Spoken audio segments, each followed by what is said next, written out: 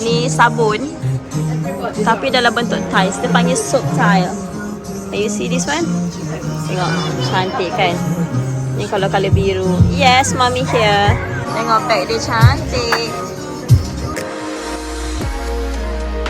So, dekat statue Great Siege Monument ni ada satu gambar orang letak kat sini. Nama perempuan ni Daphne Caruana Galizia. Daphne Caruana Galizia ni dia wartawan, investigative journalist dia panggil, yang mati kena bunuh. Dia orang letak bom dalam kereta few meters away from her home. Maksudnya bila nampak dia keluar rumah, mungkin aku rasa dia orang letakkan bom tu, lepas tu dia pun mati. Umur dia 53 tahun. Dia kena bunuh sebab kerja dia investigate financial and political corruption in Malta. So dia mati tahun 2017. So tak ada apa-apa tindakan diambil dekat orang yang bunuh dia tu. So diorang buat kat sini macam ni lah, tempat peringatan untuk dia. Sebab ni kan Center Valletta ni, so orang letak benda ni dekat depan church betul untuk beritahu she mattered. Maksudnya penting lah dia. She was killed because she mattered. Dia kena bunuh sebab dia ni macam penting untuk diorang bunuh. Sebab dia reveal semua benda yang berlaku dalam political corruption and financial in Malta.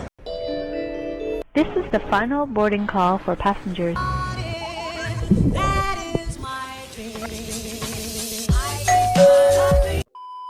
So yang ni pula St. John Co Cathedral. Dia katedral yang paling cantik kat dalam Malta. Memang ramai orang pergi. Dan kalau perasan dekat pintu dia tu ada security jaga. Dia akan check bag dan kita kena scan badan apa semua boleh masuk kat dalam tu. Macam dekat airport.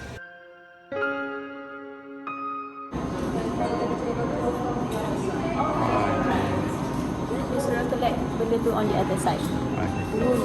Bila kita bayar tiket untuk masuk dalam St. John Co Cathedral ni, kita boleh pinjam dia punya audio guide. Dan audio guide ni sangat penting untuk kita tahu dengan lebih detail lagi setiap penceritaan yang ada pada lukisan-lukisan dalam church ni.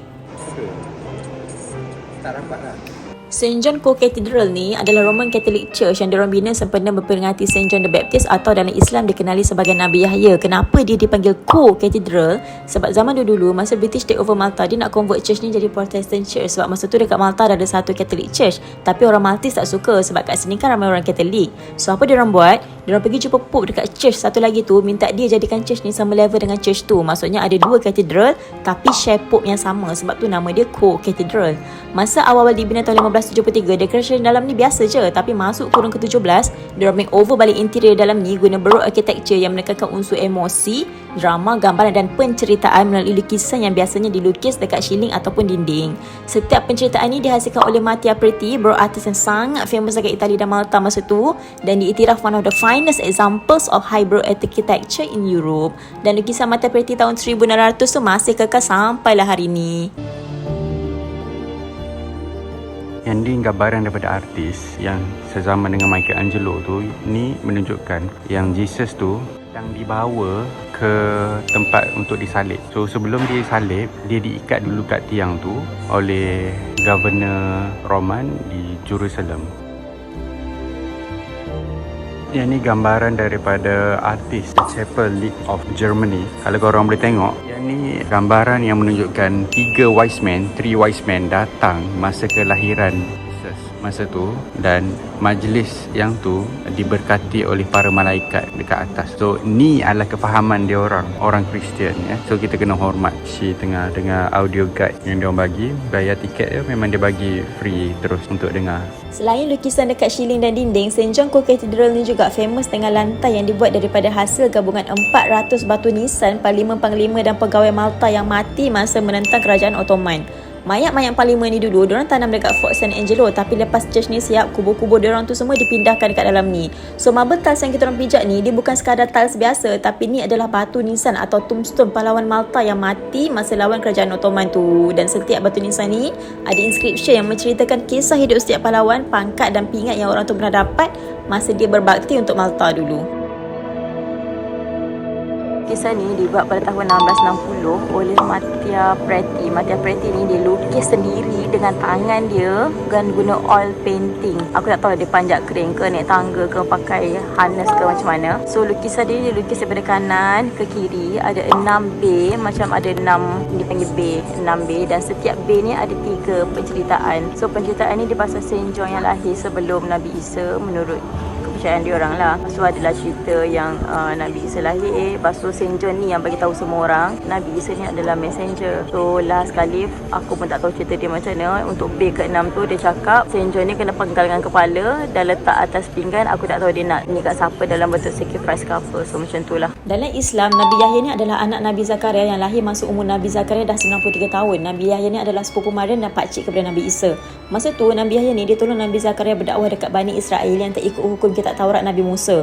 Nabi Yahya ni hidup pada zaman Raja Herodes dan masa tu ada satu isu besar yang mana Raja Herodes ni dia nak kahwin dengan anak saudara dia sendiri nama Salome. Aku tak sure dalam Islam kita panggil apa. Masa ni family lelaki dengan perempuan semua dah setuju, persiapan perkahwinan pun dah ready, tinggal nak kahwin je. Tapi bila berita ni sampai kat Nabi Yahya pun menentang lah sebab benda ni salah dan melanggar syariat Nabi Musa. Mana boleh bapa saudara nak kahwin dengan anak saudara kan. Lepas tu si Salome ni dia takut tak dikahwin, dia berdendam dengan Nabi Yahya dan dia menggunakan kuasa kecantikan dia. Aku tak tahulah dia cantik macam mana. Dia hasut Raja Herodes ni, dia minta hadiah, dia nak kepala Nabi Yahya. Yang Raja Herodes ni pula dia boleh setuju, dia arahkan orang dia untuk cari dan penggal kepala Nabi Yahya untuk dipersembahkan dekat buah hati dia ni. It was said that Nabi Yahya dibunuh pada tahun 36 Masihi pada umur 42 tahun, 3 tahun lepas peristiwa Nabi Isa dia akan naik ke langit. Kubur Nabi Yahya hari ini berada dekat Masjid Umayyad Damascus ataupun Damsyik dekat Syria, tempat di mana kepala Nabi Yahya ni ditanam. Cerita Nabi Zakaria dan Nabi Yahya ni ada disebut dalam Quran, surah Maryam ayat 2 sampai 15, Ali Imran ayat 38 sampai 41 dan surah Al-Anbiya ayat 89 dan 90. So, kita baru keluar daripada St. John Cathedral. So, St. John ni adalah macam dia lahir sebelum Nabi Isa macam tu. Dan dia mati sebab kena penggal kepala. Ini orang Kristian punya belief lah. So, apa yang aku boleh cakap kat sini, St. ambulans tu dia ke? Iyalah kot. Iyalah kot. Itulah. Church ni, dia punya penerangan on Christian sangat-sangat detail. Macam, aku cakap, penerangan dia sangat detail dan senang untuk kau faham agama kau. Macam tu. Bukanlah nak memahami, nak belajar agama dia. Tapi, different perspektif dari sudut Kristian dengan Islam. Of course lah, tak sama kan. Jalan cerita tu sama. Tapi, terjemahan dan kenapa dia orang percaya dekat Nabi Isa.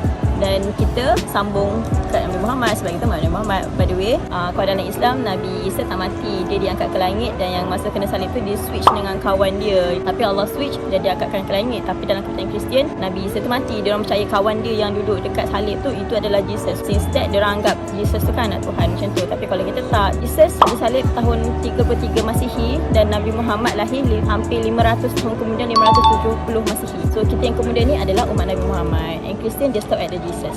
Orang kat sini memang makan renak lah. Tengok traditional Maltese rabbit. Mungkin makan traditional dia kot. Quick fact, korang tahu tak kenapa masa Nabi Isa disalib diorang paku kat tapak tangan bukan dekat pergelangan tangan macam diorang biasa buat? Sebab Nabi Isa ni ada mukjizat mampu sembuhkan penyakit dan hidupkan orang mati. Jadi diorang paku dekat tapak tangan sebab takut Nabi Isa boleh sembuhkan diri sendiri. Lah, jumpa lagi Caprice. What is on the news today? Sup gang? It is not Caprice. Super Cup, Honda Super Cup. Wah, cantik Kenapa tak masuk Malaysia? Laju lah sikit. Aduh, seluk lah. Ni curam gila, okey. Dia kena tak. Ni tak dicat. Macam ni couple dia. Macam ni couple dia. Ni dia make up sikit. Ni couple dia macam ni. Taklah kertu sangat. Abandon building. Kalau beli ni siapa? Ni abandon. Penuh dengan burung merpati. Saya model, dia ada sporting macam ni. Kalau lama dia ada ukiran macam tu. Ni modern sikit. Dia ni yang lama. Ni orang Maltese bagi tahu info. So ni adalah Lower Baraka Gardens. Apa tak ada macam Parthenon punya tu kat situ. Ada pond. Saja datang sini sebelum kita balik. Solat je lagi. Dekat Lower Baraka ni ada satu monumen macam Parthenon yang dibina khas untuk Sir Alexander Ball, pegawai British yang sangat dihormati dan disayangi oleh orang Malta sebab dia tolong diorang lawan dengan Perancis pada tahun 1798. So ni bahagian depan dia, Lower Baraka. Jom kita pergi kat belakang. Dari sini kita boleh view Grand Harbour, kedalaman 7.7 meter, tempat berlaku Battle of Malta tahun 1283. 1550 dekat sini kena tornado yang sangat dahsyat sampai 600 orang mati. 1551 Ottoman nak jajah Malta dekat sini lah, tapi tak dapat sebab kubu Malta ni kuat sangat. Lama, okay, diorang perang 14 tahun. Last diorang surrender balik Turki tahun 1565. Setahun lepas tu Sulaiman the Magnificent meninggal, so niat Ottoman nak jajah Malta pun terkubur selamanya. Lepas tu barulah Bandar Valletta ni bina dengan terancang oleh John de la Valette. Bandar Valletta ni seperti nama dia lah, tapi Valette ni kena stroke lah pula tahun 1568, so dia tak sempat lah nak tengok Bandar Valletta ni siap. Say thank you, Ime. Is it nice? Beautiful? Vanilla, is it beautiful? You pluck flowers. Biasanya kalau ofrenda je kita guna warna kuning, kita guna warna orange. Oh ya ke? Oh, ofrenda tu Mexico punya tradition, Day of the Death macam Coco tu. Ime kata kalau ofrenda biasanya dia akan guna colour orange ni.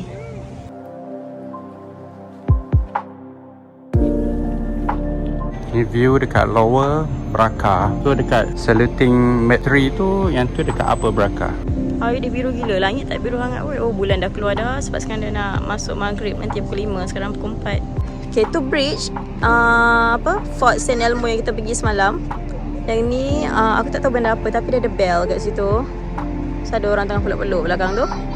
And then kat sini ada statue orang baring, aku tak sure siapa. Aku rasa Grand Masterpiece aku ada baca tadi. And then yang ni belah lain, aku tak tahu island belah sana tu apa, tapi bukan Valletta lah sebab Valletta ni 1 kilometer persegi je. Tu je jalan-jalan Valletta kita hari ni. Sekarang ni kita nak balik bilik sebab kita belum solat Zuhur dengan Asar. Maghrib masuk pukul 5, sekarang dah pukul 4. Balik ni kita makan-makan jap, lepas tu kita plan nak keluar balik malam ni because I think dah ramai orang and malam mungkin quite safe. Sebab kita memang duduk center of Valletta. Okay, see you.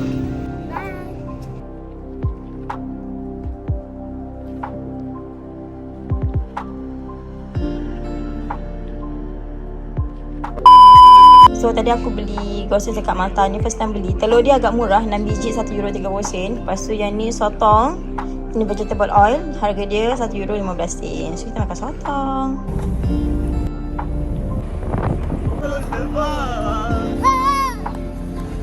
Turun bas, masuk ke airport jalan kaki. Masalahnya untuk last check in ada lebih kurang setengah jam lagi.